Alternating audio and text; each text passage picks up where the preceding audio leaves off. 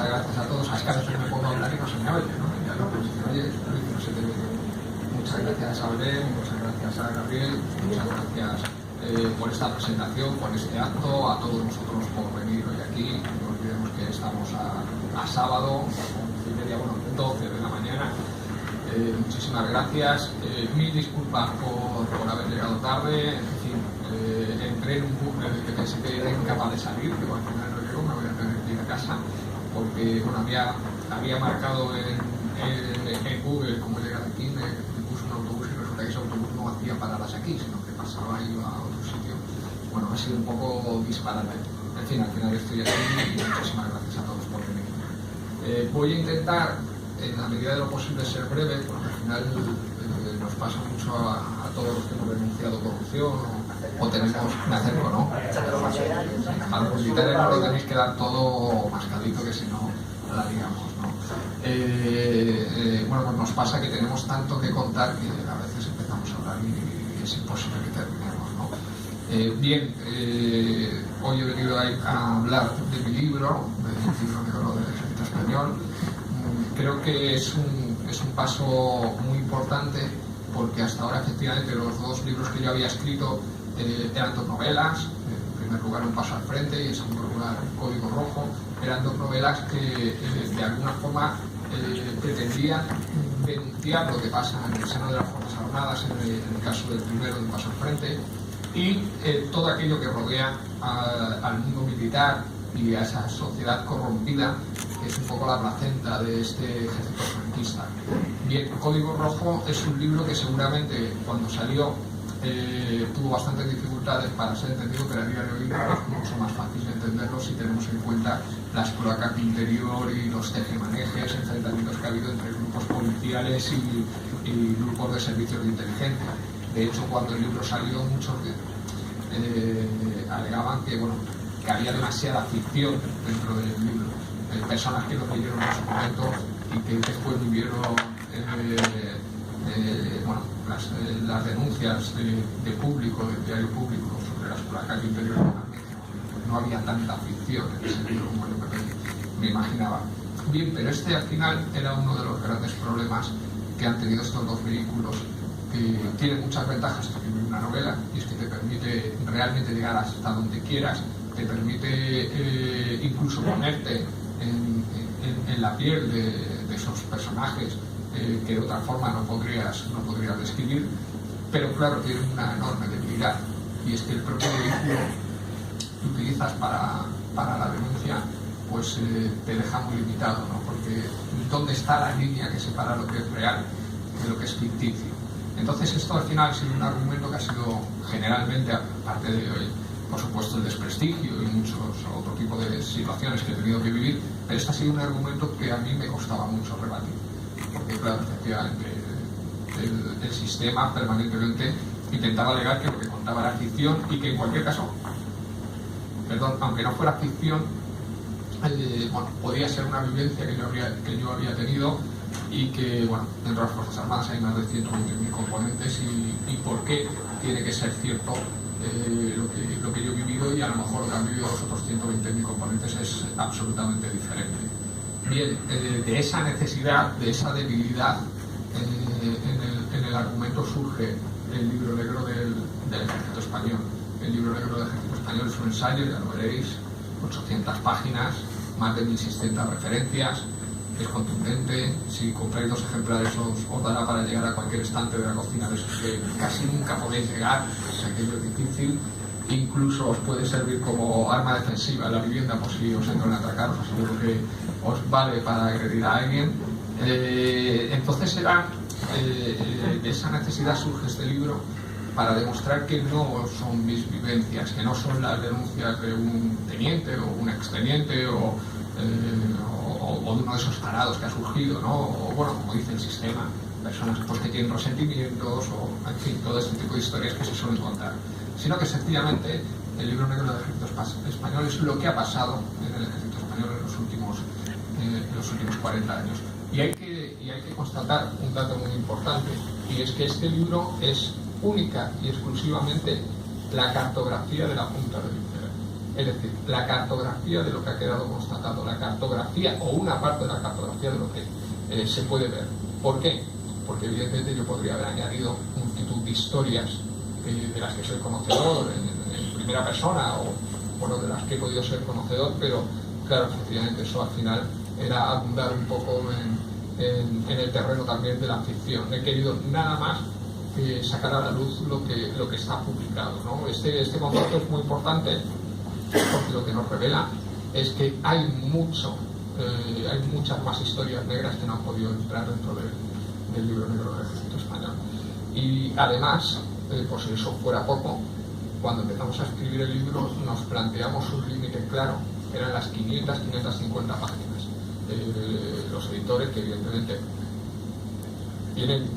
tienen muy claro que a partir de las 300-350 páginas empiezas a perder lectores, y a partir de las 500, 550, 600 la pérdida ya es tan enorme que empiezas a tener verdaderas dificultades para editar. Tenían muy claro que ese era el límite. Bien, cuando empiezo a trabajar y a reunir todas estas piezas del puzzle, me doy cuenta que tenemos material para unas 1.800, 2.000 páginas. Evidentemente editar 1.800, 2.000 páginas estaba absolutamente fuera de las posibilidades de cualquier editorial. Así que nos planteamos dos opciones: suscribir 3 libros o pues editar un libro más modesto, pero que aún así sobrepasase todos esos límites iniciales.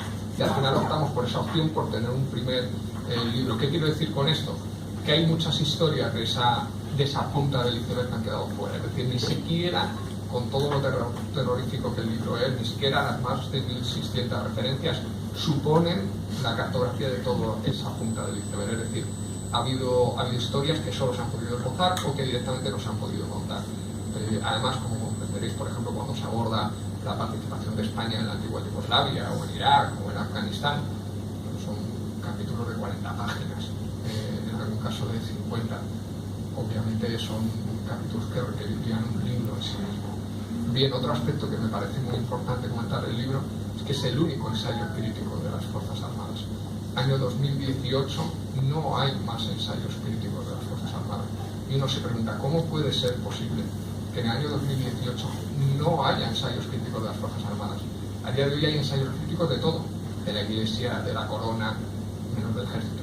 Es el único estamento de nuestra sociedad que se ha quedado libre o se ha librado de este tipo de documentos que me parecen imprescindibles, ¿no? La crítica al final es la que nos hace mejores. Bien, el libro se divide en 4 partes. Una primera parte que es todo lo que sucede en las Fuerzas Armadas. Ya os anticipo que, a pesar de yo llevar ya 4 años denunciando lo que pasa en las Fuerzas Armadas, cuando uní las piezas del puzzle, el escenario que se me presentó era muchísimo peor de lo que yo había imaginado. O sea, un edificio de corruptelas, de abusos, de privilegios, de acosos absolutamente espantosos. Más de 100 oficiales y suboficiales, y son datos absolutamente contrastados, condenados por delitos. Desde un capitán condenado por 28 agresiones sexuales, que sigue dentro de las Fuerzas Armadas, a un teniente por un intento de violación, que sigue dentro de las Fuerzas Armadas, o el conocido por todos, creo, coronel Lezcano, que acosó o agredió a Zaida Cantera y sigue dentro de las Fuerzas Armadas, ¿no? Junto a ellos, malversadores, estafadores, ladrones. El teniente que estaba en el puesto de trabajo, en el último puesto de trabajo al que yo accedí y me precedió, ese señor robó 95 portátiles, los vendió en eBay, fue condenado por ello y a día de hoy sigue dentro de las Fuerzas Armadas. ¿Esto qué supone? Que el Ejército no tiene ningún problema en tener delincuentes dentro de sus filas, pero sí tiene problemas en tener a un teniente que denuncia que las cosas no se están haciendo bien. Junto a este escenario, que ya de por sí yo creo que es bastante tétrico, pues encontramos con decenas de militares que han fallecido sin necesidad de que tuvieran que haber fallecido, militares que han fallecido por negligencias. Es algo absolutamente atroz. Tenemos un vehículo que ha sido ya parte, por supuesto, del Yak 42, que creo que es conocido por todos. Tenemos un vehículo que es el BMR, que es una trampa mortal para nuestros militares, y una trampa mortal para nuestros militares conocida desde el año 2005-2006. En el año 2006 los norteamericanos ya poseían más de 1800 RG y ya se sabía que el RG-31 era un vehículo con tasa de siniestralidad casi a nivel cero, es decir, prácticamente no tenían siniestralidad. Mientras tanto, nuestros militares seguían en escenarios, en conflictos bélicos absolutamente peligrosos, bueno, pues paseando, por decirlo de alguna forma, con PMRs. Es algo absolutamente atroz, es una negligencia de libro, y aún así, accidente tras accidente o siniestro tras siniestro, nadie hacía nada al respecto. Fijaros, la ministra de Defensa holandesa y su jefe de Estado Mayor para la Defensa dimitió hace 3 meses por una mina en mal estado que causó la muerte a 2 militares.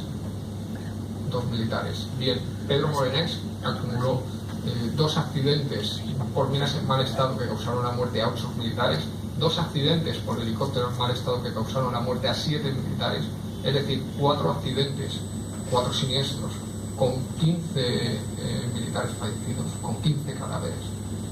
Y no dimitió, no pensó en dimitir. La sociedad no le exigió que dimitiese, los políticos no le exigieron que dimitiese. Y a día de hoy, ahí está, embajador en Washington, premiado por el sistema. Es algo absolutamente atroz. Bien, no voy a seguir porque podríamos al final terminar por describir prácticamente el libro entero. La segunda parte es una parte que yo creo que es muy importante, que es todo lo referente al mundo militar que no se encuentra dentro de los cuarteles, desde nuestra participación en diferentes medios internacionales, que creo que hay que evaluarla, creo que hay que criticarla, para bien y para mal, lo que se ha hecho bien y lo que se ha hecho mal, y la compra y la venta de armas. La ministra Cospedal hace escasamente un mes ha anunciado que vamos a realizar un nuevo ciclo inversor de 30.000 millones de euros. 30.000 millones de euros ¿en qué armas y para qué? Bien, iniciamos un ciclo inversor en los años 90 por 30.000 millones de euros. Estos 30.000 millones de euros resulta que debemos a día de hoy 20.000 de esos 30.000, pero es que en esos 30.000 millones de euros entra un submarino que no flota. Fijaros, un submarino que ni flota ni se propulsa. Un avión de transporte militar que es el A400M, del que hemos devuelto el año pasado 13 unidades de las 27 que íbamos a comprar, porque resulta que cuando nos llega la primera unidad nos damos cuenta que tienen problemas en el lanzamiento de carga y en el repostaje en vuelo. 3 helicópteros NH-90 en hangares en Albacete que ha pedido el Ejército de Tierra sin tener personal para que vuelen. Es decir, fijaros qué necesidad podía tener el Ejército de Tierra de esos helicópteros, que cuando le llegan dice, wow, no puedo volar porque no tengo personal para que operen estos helicópteros. Mientras tanto, los helicópteros del Servicio Aéreo de Rescate cayéndose y falleciendo nuestros militares. Algo absolutamente delirante. 150 carros de combate almacenados por no tener dinero para combustible. Pero oiga, ¿cómo compra usted carros de combate si no sabe si tiene dinero para el combustible, para el mantenimiento, para que se operen?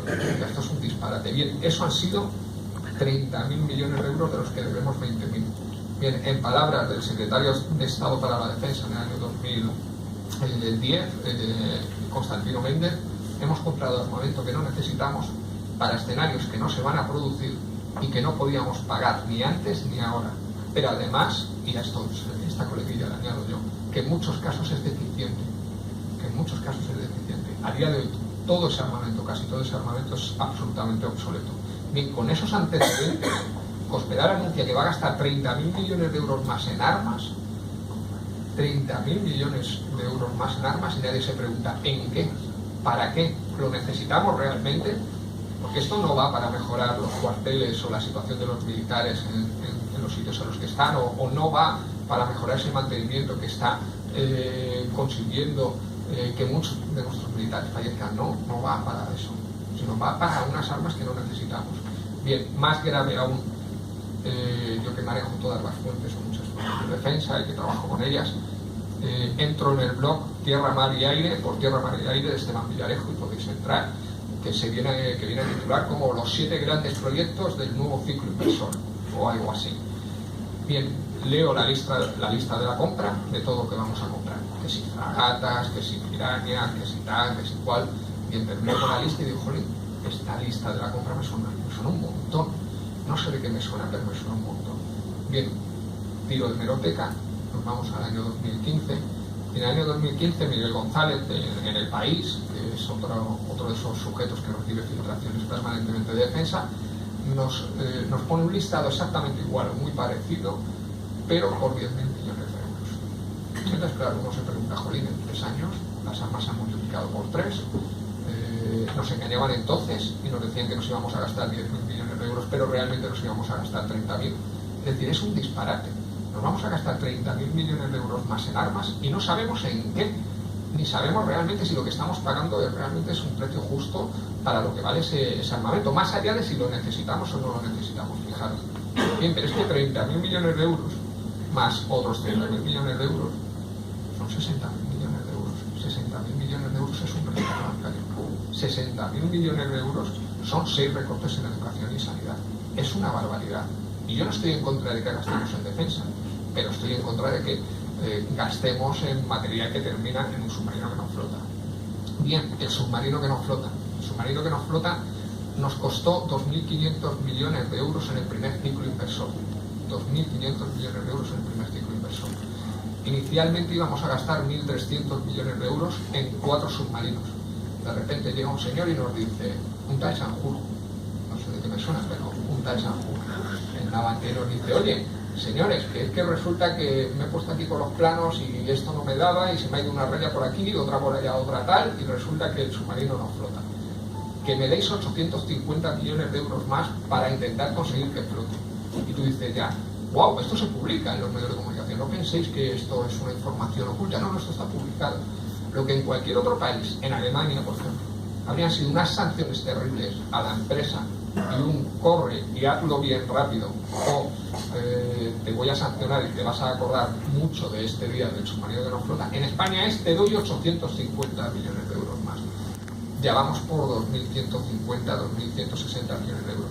A eso se le añade que los submarinos, que ya tendrían que haberse jubilado, los hemos tenido que realizar unos mantenimientos muy importantes para que puedan continuar sin que fallezcan y sea otro Yak 42, que por cierto en uno de los submarinos es algo que no ha trascendido, pero estuvimos a punto de tener otro Yak 42 que habría sido trágico, ¿no? O otro suceso como el submarino de la Armada Argentina. Bien, más millones de euros para esa misma empresa que nos ha hecho el submarino que no flota. Cuidado. Bien, terminamos con esto y ahora nos llegan y nos publican, y esto lo podéis ver porque se ha publicado en el último mes. Señores, que tenemos que inyectar, y esto de inyectar mola porque parece que es algo totalmente abstracto, tenemos que inyectar entre 1.500 y 1.800 millones de euros más, que hay otras fuentes que hablan de 2.000, pero bueno, en el submarino que no flota, porque ya hemos conseguido que flote. Y tú dices, wow, qué bien, la tecnología en España veo que va avanzando. Ya tenemos un submarino que flota y que además se propulsa, porque eso no nos lo habían contado, pero resulta que el submarino no se propulsaba. Se propulsa gracias a que cambian el sistema de propulsión que iban a poner inicialmente. Pero bueno, ¿qué es lo que pasa? Que esto es una estafa. ¿Por qué? Porque inicialmente nos vendían 4 submarinos por 1.300 millones de euros. Una vez que ya consiguen que uno de los submarinos flote, es decir, que ya tienen uno por 2.150 millones de euros, ahora nos piden de 1.500 a 1.800, que pueden llegar a 2.000 millones de euros, por otros 3 submarinos más. Y claro, si uno piensa que antes nos pedían por 4.300 y ahora nos piden por 3, de 1.500 a 1.800, que pueden llegar a 2.000, uno dice, hombre, pues es una gran estafa, porque el precio de los submarinos de repente se ha empezado a multiplicar, ¿no? Y así todo, es una estafa tras otra estafa. Si entramos a evaluar los presupuestos del Ministerio de Defensa, nos podemos llevar las manos a la cabeza, ¿no? Desde una media del 30% de desviación del presupuesto original a lo que finalmente se ejecuta, hasta casi un 80% del presupuesto escondido, oculto en partidas presupuestarias de diferentes ministerios, algo absolutamente aberrante. Bien, dicho esto, paso a la tercera y la cuarta parte del libro, que me parecen muy importantes, ¿no? Les hemos tenido que dedicar menos espacio porque evidentemente ya era absolutamente imposible hacer un libro más denso. La tercera parte es esa sociedad cómplice, esos actores cómplices de la sociedad que han permitido que nuestro ejército en el año 2018 siga siendo el que es. Desde medios de comunicación a diferentes empresas que se han lucrado de alguna forma de las Fuerzas Armadas y de esta corruptela, de este sistema absolutamente degradado. Y una última fase que me parece que es muy importante, y es el contexto histórico. Cómo históricamente hemos evolucionado en estos 40 años para tener este ejército eminentemente franquista, que cuando pronuncias esta palabra te dicen, wow, eso es una exageración. Bien, en el libro hay un capítulo dedicado a exaltaciones fascistas, franquistas y nazis dentro de las Fuerzas Armadas, y os aseguro que es absolutamente delirante. Este 18 de julio en muchos cuarteles se leyeron efemérides militares ensalzando el golpe del 36. Uno dice, wow, esto no puede pasar, ¿no? En el Casino Militar de Madrid, hace escasamente un mes, querían celebrar también un acto para exaltar a uno de los asaltantes de Blanquerna. Ese señor no es fascista, ese señor no es franquista, ese señor es nazi. Y queríamos ensalzarlo en una institución militar. Esto es absolutamente delirante. A partir de ahí, bueno, las piezas que se reúnen en ese sentido son claramente reveladoras de ese pensamiento tan absolutamente retrógrado en nuestras Fuerzas Armadas. Por poner un ejemplo, también de esta semana, o sea, para que veáis que no estoy hablando de hace 10 años o no estoy hablando de la actualidad, esta misma semana el Ejército del Aire publicaba en su página web sobre diferentes pilotos una serie de biografías. Bien, pilotos que han sido auténticos genocidas durante 36 al 39 eran catalogados como héroes y patriotas. Fijaros, 2018 y todavía con los mismos problemas. Bien, es algo que, por si os sirve de algo, en Alemania sería impensable. Fijaros, hay un caso que creo que es importante porque es un caso paralelo a algo que sucedió en Alemania el año pasado, y es que el año pasado encontraron en Alemania un grupo terrorista que pretendía hacer un atentado de falsa bandera, y descubrieron que uno de los componentes era militar. Bien, allí los alemanes se llevaron la cabeza, entre ellos el Ministerio de Defensa, y pusieron todos los cuarteles patas arriba hasta descubrir a todos aquellos que pudieran tener algún tipo de vinculación o que pudieran tener algún tipo de filia por aquello que fuera nazi. Bien, expulsaron a 300, casi 300 militares, más de 200 militares fueron expulsados de las Fuerzas Armadas alemanas.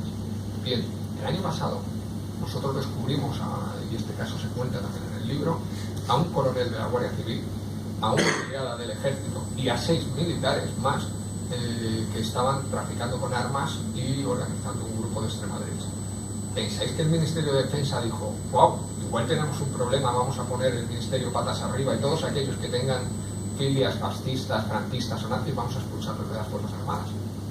Ni se les pasó por la cabeza. Ni se les pasó por la cabeza. Seguramente porque a lo mejor lo que tendrían que haber echado era más de 300, ¿no? Pero ni se les pasó por la cabeza. Bien, dicho esto, lo último ya que quiero comentar, y os paso el turno de palabra, es que este no es un libro contra el ejército.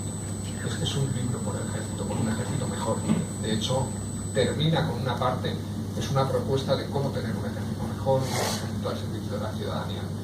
Y lo último que os quisiera recordar es que el libro pues va a requerir de mucho activismo, puesto que no es fácil difundirlo, así que si lo leéis y os gusta, lo podéis difundir, o si veis que tiene utilidad en la cocina, agregar a esos estantes a lo que está en complejo, también lo podéis difundir, no me importa. Lo importante es que el libro llegue a los ciudadanos. Y por último, ya os paso, que soy lo peor, una palabra, yo me enfrento a diferentes procedimientos judiciales y tengo un TIMIN o TEAMIN, amigos del Teniente Segura, en el cual por €1 al mes me podéis ayudar. Ya digo, es de TIMIN o TEAMIN terminado en G, amigos del Teniente Segura. ¿Por qué? Porque el sistema, una de las fórmulas que ha encontrado siempre en cuenta, es asfixiarte económicamente. ¿Cómo? Con procedimientos judiciales. A día de hoy, aparte de los que yo tengo para recuperar mi puesto de trabajo, están en el Tribunal Supremo, en el Tribunal Constitucional y en el Tribunal Europeo de Derechos Humanos, donde ya hemos interpuesto demanda. Aparte de eso, permanentemente me están denunciando que os voy a contar después de que esta semana sepamos que a un chaval, por poner su cara, ¿no?, en un montaje con Cristo, con una fotografía de Cristo, bien, le han condenado a 480 €. Bien, lo que buscan de alguna forma es asfixiar. Así, tengo una denuncia de la Guardia Civil por una viñeta en la revista El Jueves, donde tengo una sección, y tengo otra directamente de Cospedal, que creo que me debe querer mucho, pero que mi nombre y mis apellidos se los conoce bien porque ella en persona me ha denunciado, también por exigir responsabilidades a Pedro Morenés por estos accidentes del servicio de rescate. Bien, son denuncias que en principio no van a llegar a ningún lado.